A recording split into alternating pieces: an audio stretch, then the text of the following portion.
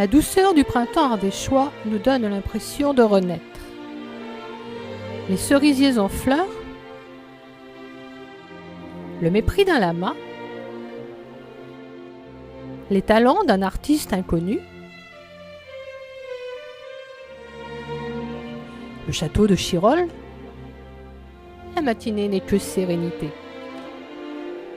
Et que dire de ce pique-nique bucolique au milieu de cette prairie verdoyante?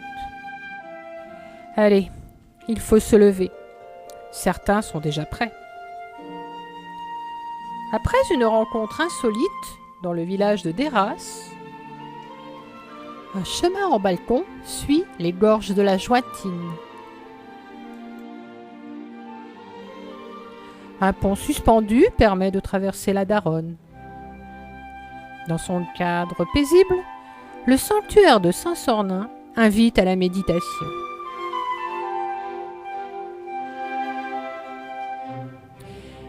Et si c'était ça le bonheur? Juste quelques minutes de repos entre amis?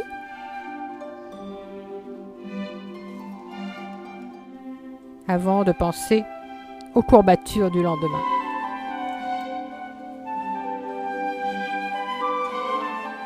Cerdon, ancien fleuron du travail du cuivre, est dominé par la roche de Saint-Alban. Le vestige de la chapelle veille encore sur les vignes. Sur ce plateau, tout n'est que symbiose et harmonie. Même si certains aiment se prendre pour Tarzan.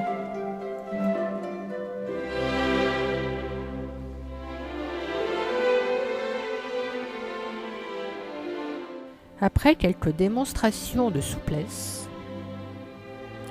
la marche paisible reprend ses droits, nous invitant au recueillement ou en mémoire des maquis de lin. Le soleil est au zénith. Quant à la ferme de Cypria, arrive le temps du repos. Mais n'oublions pas que nous sommes au printemps. C'est le temps des amoureux.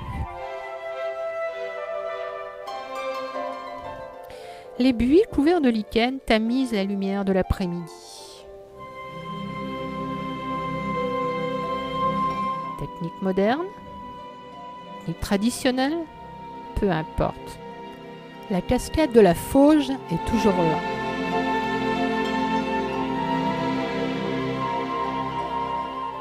Les rives étaient si bucoliques que 2 dissidents s'étaient échappés. Les ombres s'étirent sur les cépages encore endormis. Mais au village, certains se frottent les mains. Et les regards pétillent comme le vin du Cerdon. Thésée, village en pierre dorée, est riche en souvenirs historiques. Sa vieille église a vu le jour à l'époque romane. Son château fort fut remplacé par un prieuré.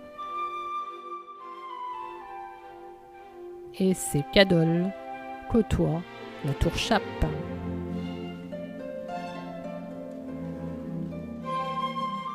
Passé le Sauldoin et le col du Chêne,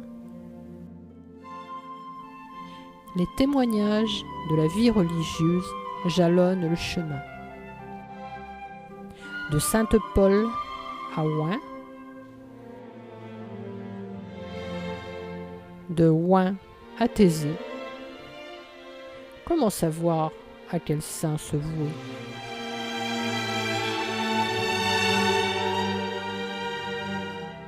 Douvres doit son château fort à une seigneurie très prospère dès les années 1200.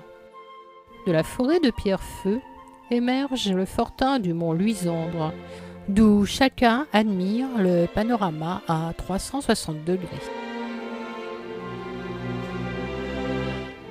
Le château des Alimes, construit au temps de la guerre contre le comte de Savoie au XIIIe siècle, offre une note culturelle à cette randonnée en bas-budget, terminée par le beau hameau de Cotteron.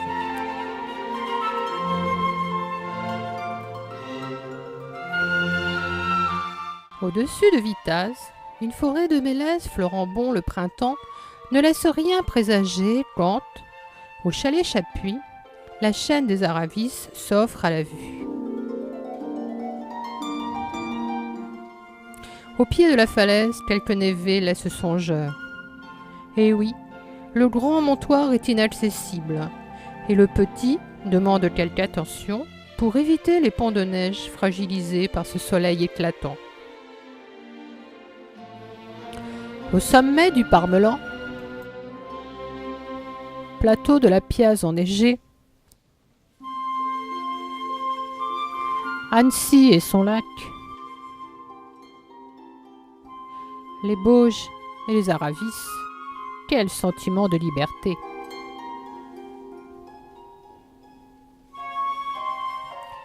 Le stress est resté dans la vallée, malgré les représentants du 9-3.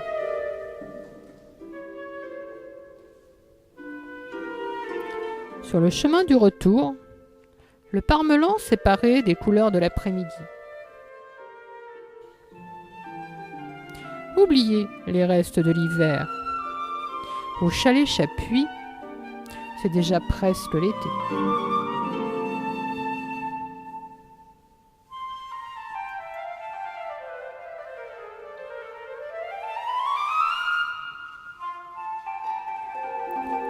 La chapelle de Prodin, un agréable chemin en forêt, l'accueillant refuge de la grande montagne, un beau soleil, la journée s'annonçait agréable. Mais elle se transforma rapidement en une journée plus que sportive. Et ce, jusqu'au col de la Perche et même au-delà. Sourires et jambes nues dans la neige, pourquoi pas? Mais la marche dans les névés est-elle si épuisante que ça?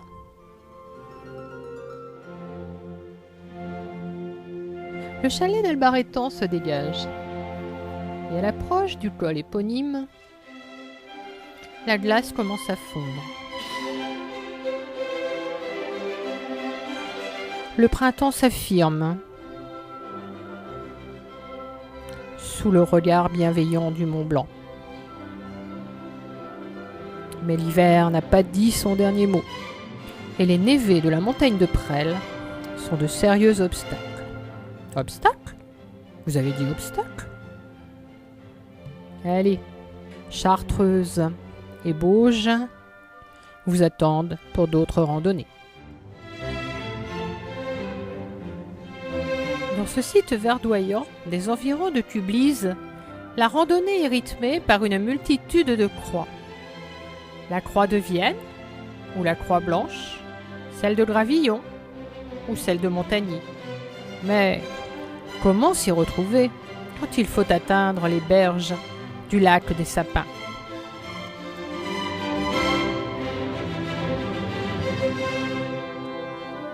Du parking du Sapin au-dessus de Beaufort à Outray, la montée est soutenue et l'optimisme est de mise pour la météo. Mais si le chemin s'élève jusqu'à 2193 mètres au pas d'Outray, les nuages, eux, descendent vers l'abri des oiseaux. La lande, bien qu'encore jaunie par les névés, laisse poindre les premières fleurs autour du lac du Bout du Cré. Passé le col du Salesté, l'atmosphère dans les rochers des enclaves est digne des sœurs Brontë et dissimule le lac Noir.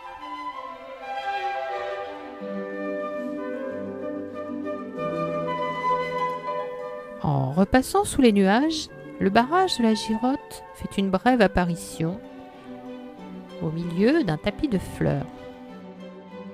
C'est alors que commence un étrange défilé de mode. Et oui, pluie dans le Beaufortain n'arrête pas le Fidésien.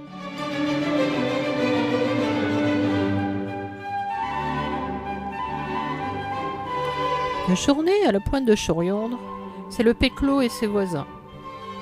C'est la première grosse chaleur et la fraîcheur de la source des chalets d'Orgeval.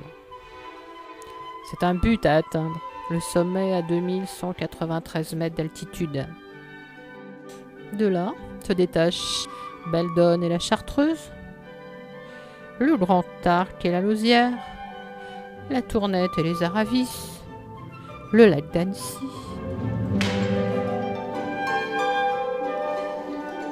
Que de sommets à reconnaître et à savourer au milieu des anémones.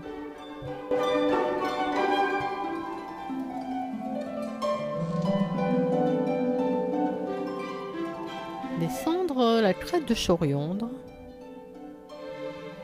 Délaisser le chalet du Drison pour celui du Haut du Four. Traverser le parc à moutons. S'arrêter à chaque pas pour admirer la flore en fête.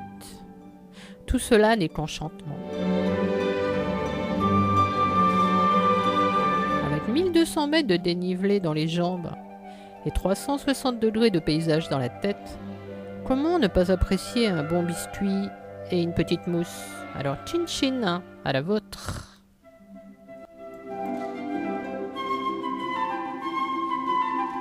Recto, verso.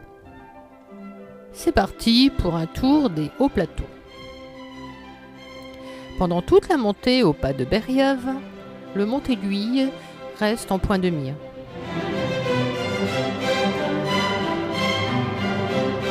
Sur le plateau, une stèle en mémoire du maquis voisine la Jasse du Play.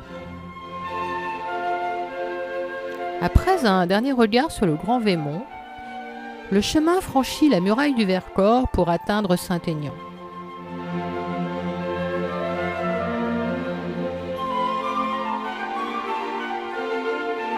Au bistrot, c'est la fête des gourmands, juste avant le repos. De Saint-Aignan, un agréable chemin en balcon longe la vallée du Rousset. À la maison de la Coche, un point route permet de préparer la journée suivante.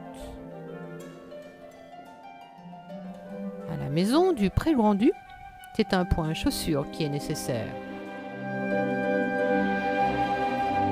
Le gîte des Lyotards ressemble fort à un capharnaüm. Et chacun y trouve son trésor.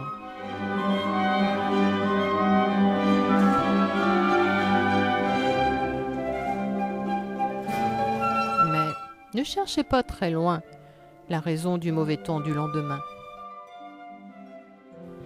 Après un aller-retour sur les ranques de Charles, juste pour le plaisir des caresses des feuillages détrempés, la route forestière s'enfonce dans la combe Mouron jusqu'au chalet des ours. Passé le panneau bien nommé le Belvédère, le plateau n'est que pâturage verdoyant, jusqu'à la cabane du Prépéré. Au milieu des moutons, quel bonheur de lire Archiane 4 heures, 12 km.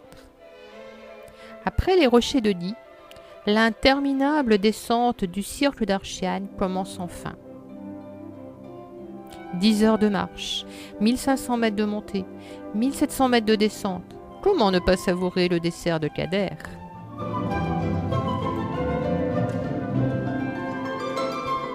Délaissant le cirque d'Archiane, le sentier s'élève à travers bois jusqu'au hameau de Bénévise, d'où se détachent les cheminées des fées de la tête du Sapé.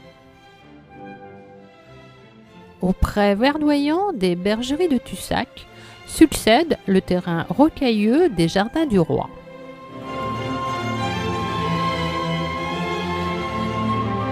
Avec comme seul guide la croix du Lautaret et la montagnette, il n'y a pas de mots assez forts pour traduire la sensation de liberté et l'envie de méditer qu'offre ce paysage sauvage.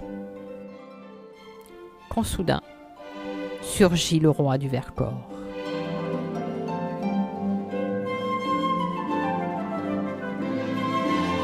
Quel bonheur de le toucher du doigt. Et, par le pas de l'aiguille, de ne pas le quitter des yeux. Des petits bonheurs? Il y en a plein à savourer à la Richardière.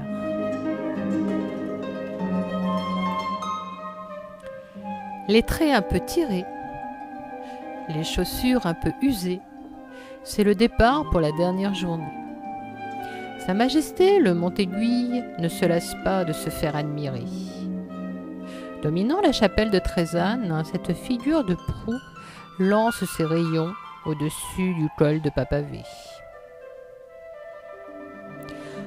Quoi de plus relaxant que d'admirer les trésors de la nature?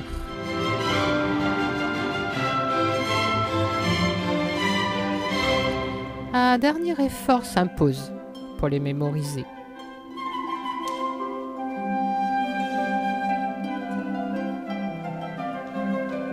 Et c'est les jambes un peu lourdes, mais la tête légère, que se termine cette boucle.